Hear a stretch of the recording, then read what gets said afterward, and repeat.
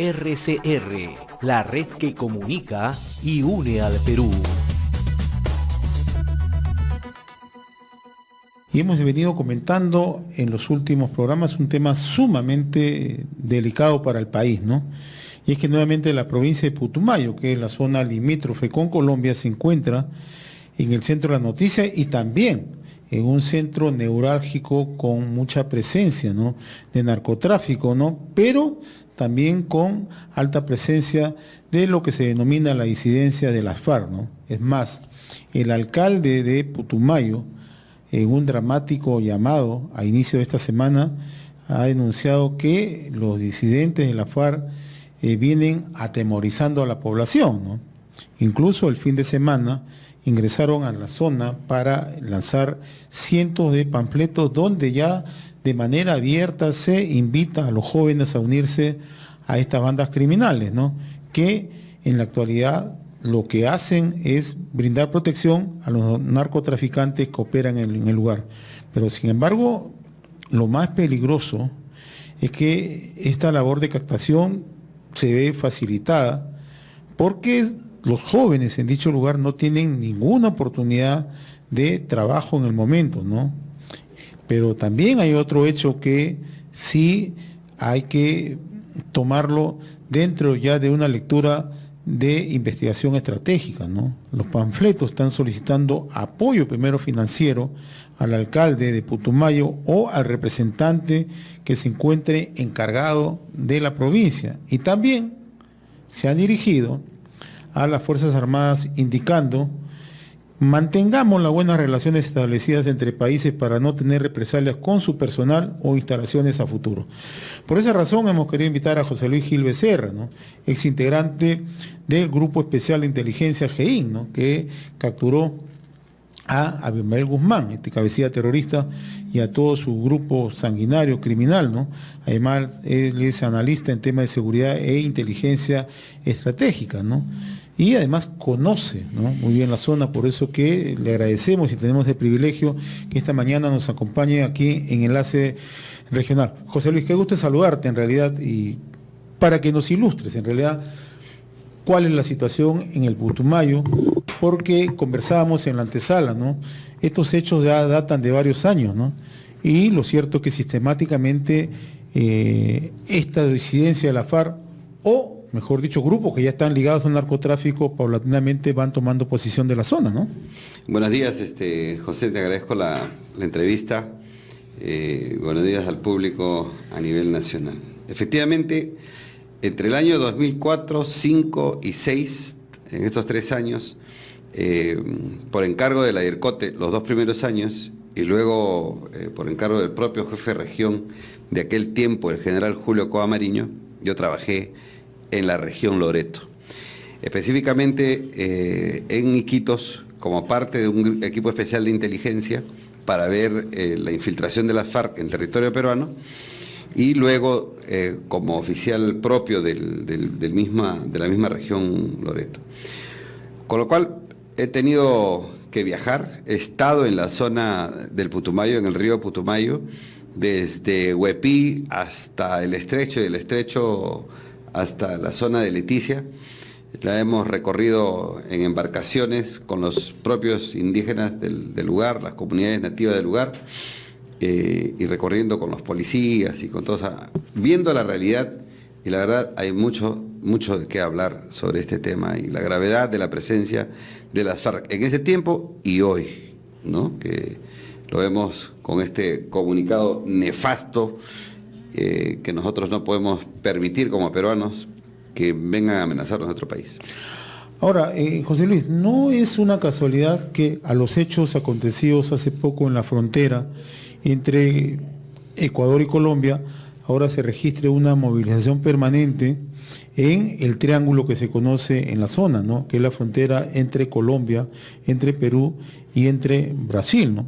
Pero no solamente la información, y por favor tú que tienes bastante data, investigas y conoces un poco cómo se manejan estos temas en cuanto al tema de análisis estratégico, hay un elemento adicional, ¿no?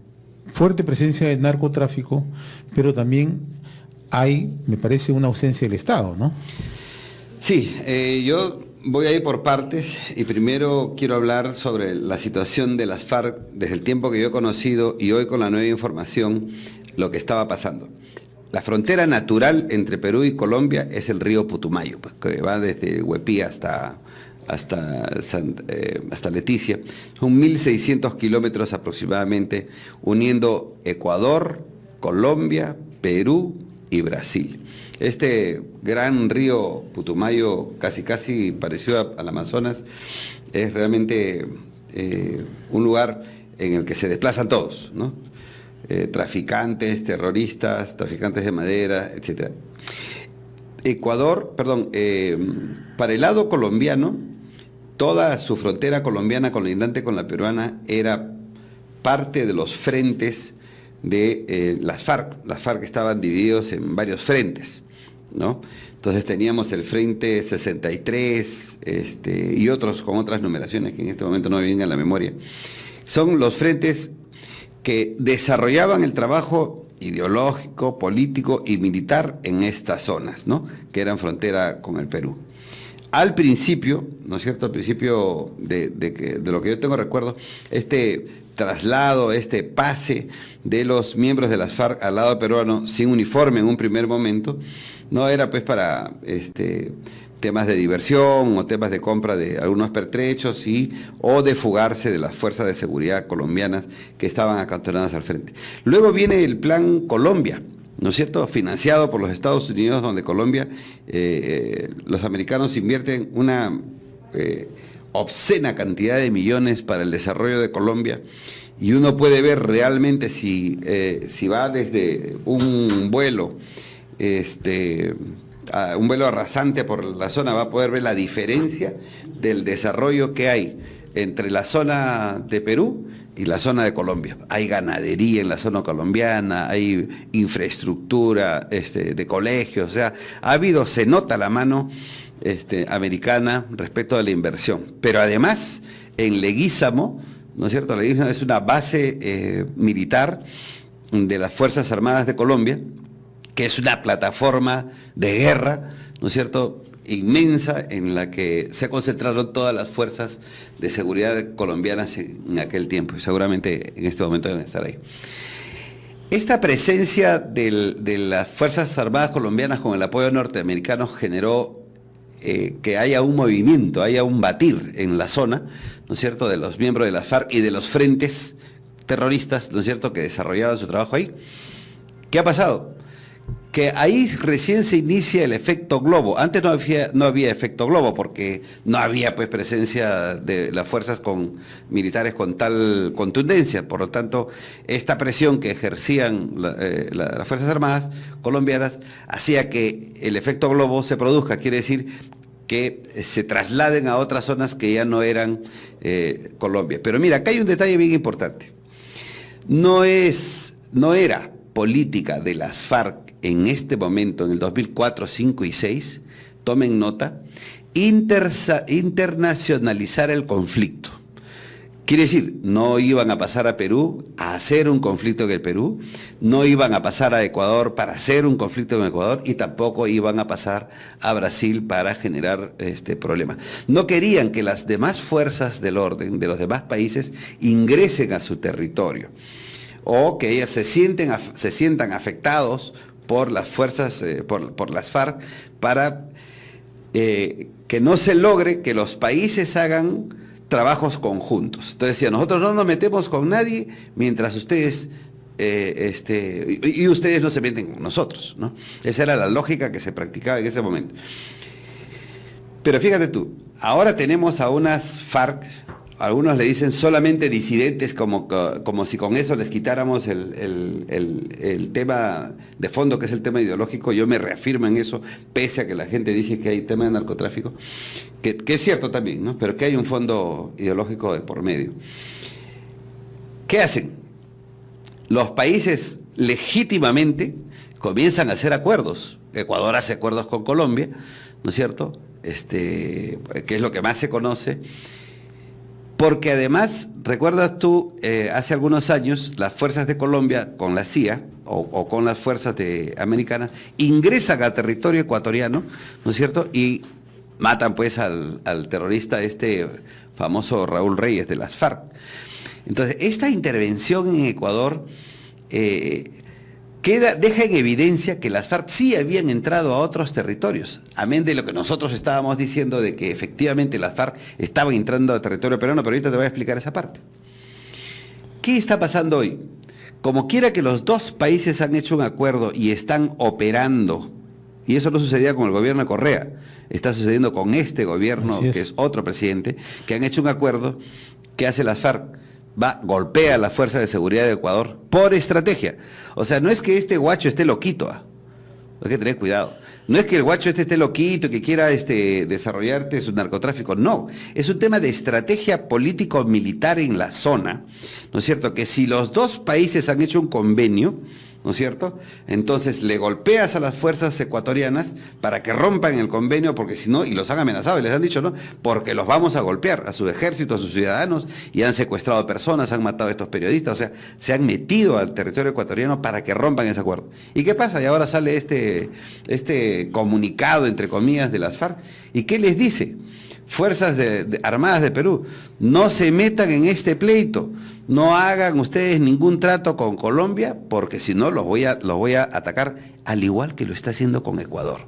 Yo no tengo ninguna duda. O sea, la estrategia se plantea en los dos frentes, tanto con la frontera con Ecuador y ahora lo pretenden hacer por el lado peruano. Así es, porque saben que están teniendo reuniones los peruanos, las autoridades peruanas, con las autoridades colombianas para hacer un gran frente contra las FARC. Entonces, este grupo de disidentes de las FARC, ¿no es cierto?, está desarrollando una estrategia política y militar.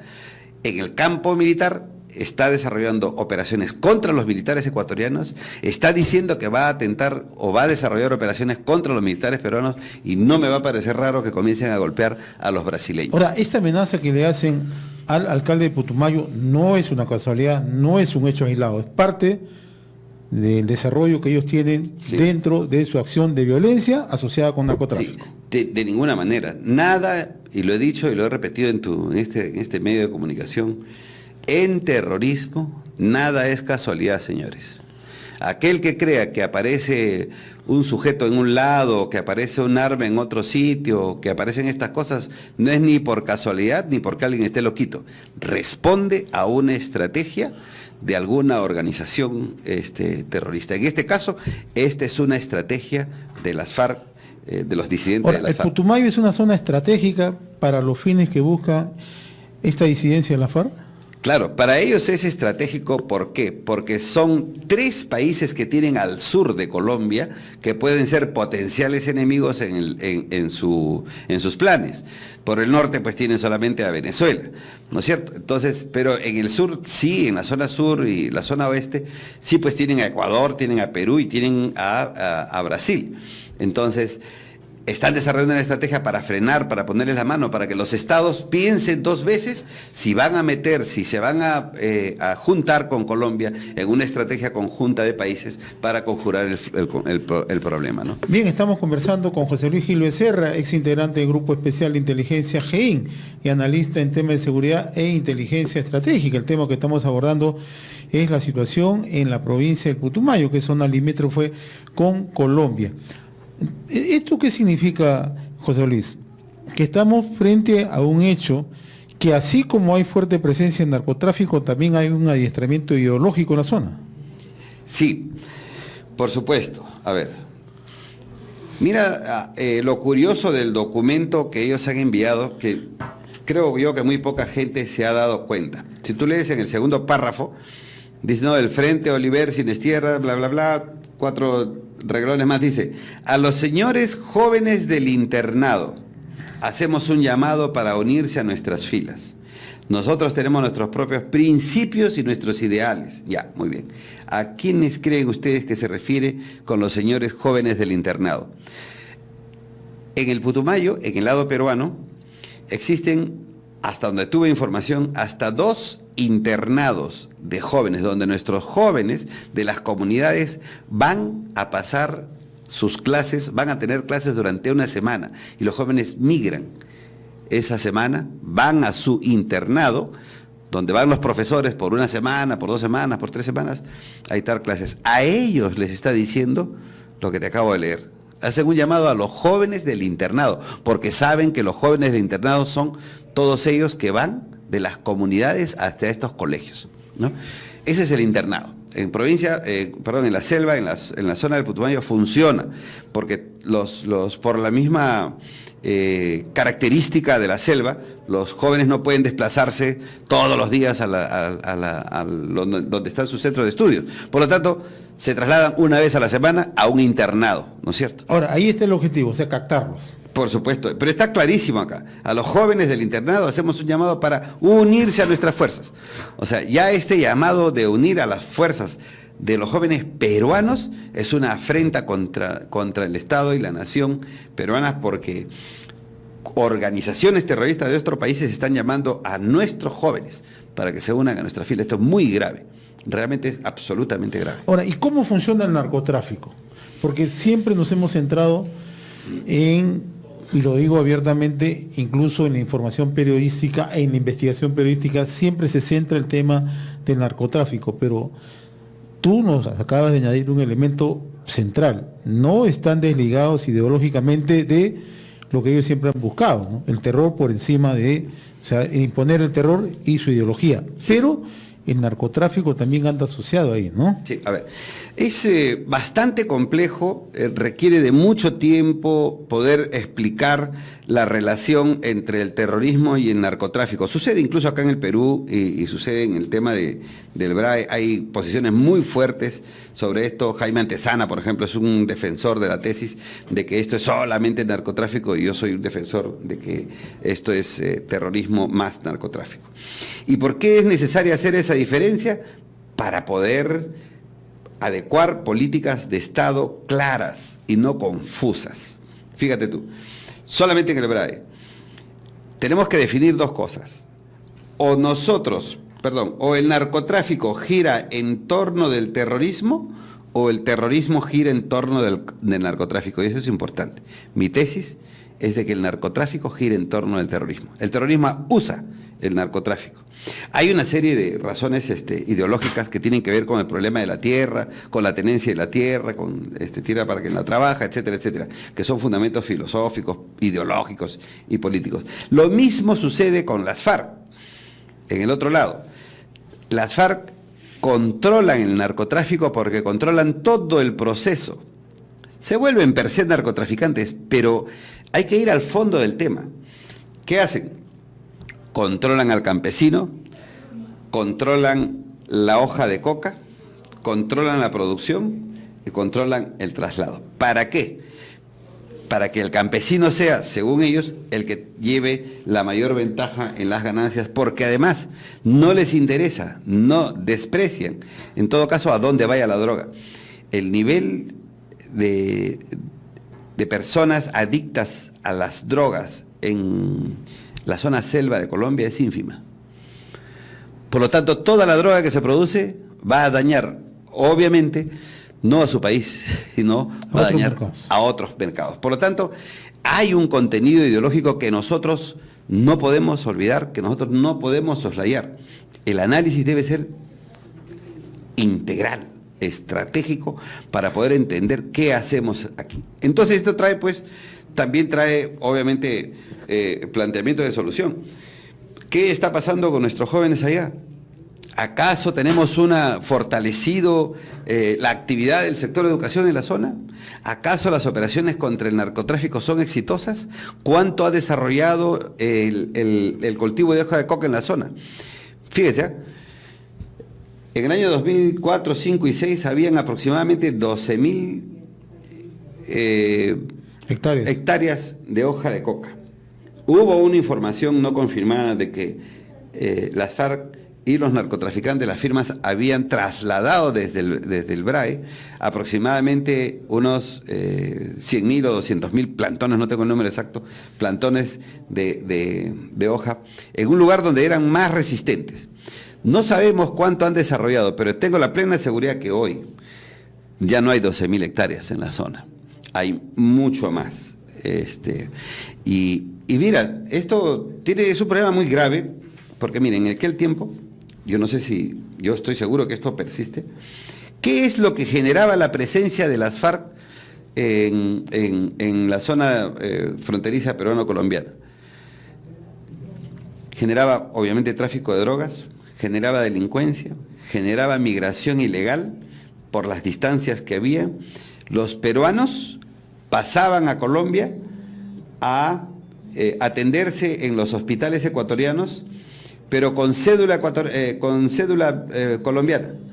Y además tenían, y muchos todavía tienen DNI peruano y cédula colombiana. Entonces, esta doble nacionalidad irregular que ellos tenían es un grave problema, porque no sabes finalmente si son colombianos o son peruanos. Los terroristas ¿Y eso forma parte de la estrategia que tengan esa doble documentación? Claro, a ellos les conviene, ¿no? Les conviene que tengan esta doble documentación. ¿Qué había? Tráfico de armas. Hay casos concretos de soldados de las Fuerzas Armadas peruanas que han sido capturados y encarcelados, se les ha incautado armas por el tráfico de armas que había en la frontera peruano-colombiana. El tráfico de madera. Para darte un ejemplo nada más. Si los miembros de las FARC protegían el traslado ya de madera talada ilegalmente en las zonas o peruano o colombiano y lo metían al río para trasladarlo como parte de esta actividad ilegal, si aparecía una patrulla peruana, se pagaban a la banda colombiana. Si aparecía una patrulla colombiana, se pegaban a la banda peruana. Entonces nunca sabía si eran colombianos o peruanos. Entonces, esta situación de la migración ilegal es realmente terrible en la zona. Pero te voy a decir algo más grave. En el 2004, 5 y 6, nosotros detectamos que habían 30 jóvenes, entre niños y jóvenes, cuyos padres habían desaparecido. ¿Por qué? Porque sus jóvenes padres habían pasado la frontera a raspar hoja, así le dicen, a raspar hoja de coca en las campañas con las FARC, y costaba menos una bala en la cabeza de estos jóvenes que pagarles su jornada. Eso es el dicho de ellos. Y entonces estos niños quedaron abandonados en el estrecho. Nosotros hemos tomado fotografías, hay un profesor, hay una persona que los juntó, que tuvo esa sensibilidad de juntarlos, pero nunca vimos un organismo de derechos humanos pensando en estos desaparecidos, en estos jóvenes que dejaron a sus hijos abandonados y se fueron a la guerrilla, desaparecieron, peruanos, peruanos desaparecidos. Esto no puede ser. Lo hemos denunciado en esa época, pero fíjate tú cómo han pasado los años. ¿Y por qué esa indiferencia, José Luis, no? Le ponemos toda la atención al Braen, que es una zona peligrosa, es una zona además que tiene mayor presencia de Estado, hay un mayor manejo incluso estratégico en la zona, pero tenemos una zona totalmente desguarnecida. ¿Hay destacamentos de policía, destacamentos de las Fuerzas Armadas en la zona? Sí, pero son insuficientes. El vasto terreno que hay, inhóspito en la mayoría, la falta de una infraestructura adecuada para que atraquen los botes, los barcos, la ayuda, es bastante precario, ¿no? La selva es bastante precaria para las fuerzas de seguridad, por lo menos para miembros de la policía, en las que durante años han tratado de construir buenos puestos policiales. Pocos policías, no hay lo suficientes para cuidar una frontera de 1.600 kilómetros. Por eso es que la estrategia en la zona, la estrategia de fronteras debe cambiar radicalmente, ¿no? No es posible que, por ejemplo, en la frontera peruano-colombiana, casi todo se mueva en dólares, poco se mueve en soles. La gente paga por gallinas, paga por cerdos en dólares. Y esos dólares, ¿de dónde vienen? No hay casas de cambio. Entonces, esta problemática es álgida Ha estado, por ejemplo, en aquel tiempo, en el año 2006, como ministro de Defensa el señor Alan Wagner, por ejemplo. Alan Wagner ha ido a la zona, ha visto la problemática, le han informado a las fuerzas del orden. Han hecho seguramente políticas por ahí, pero no ha sido suficiente. Entonces volvemos al punto. Las políticas de Estado por la seguridad son frágiles, no son sostenibles en el tiempo y eso tiene que cambiar. Tú eres un analista en inteligencia estratégica y naturalmente tienes, digamos, la posibilidad de trazar probables escenarios. ¿Qué pasa? Ya nos quedan 3 minutos. ¿Qué pasa si seguimos con los brazos cruzados observando y mirando que es zona de frontera, ¿no? Pero donde se está incubando una situación de alta peligrosidad y además, ¿no?, con el peligro que en algún momento esto se convierte en una suerte de zona liberada, ¿no? Sí, a ver, yo tengo confianza en las Fuerzas Armadas y en la Policía Nacional del Perú. Tengo confianza en su experiencia y en sus estrategias. Confío en las fuerzas de seguridad de Colombia y del Ecuador. Yo creo que debe armarse un gran frente y hacer un blitzkrieg en la zona contra Guacho y todos sus lugartenientes, porque nosotros, estados libres y democráticos, no podemos permitir que estos terroristas vengan a ponernos contra la pared, a asegurar nuestras bases, a hacer estrategia activa de defensa, hacer defensa activa en las zonas, priorizar los elementos de seguridad, ubicar los blancos, destruirlos. Eso es lo que queda. Acá si nosotros retrocedemos un poquito vamos a perder.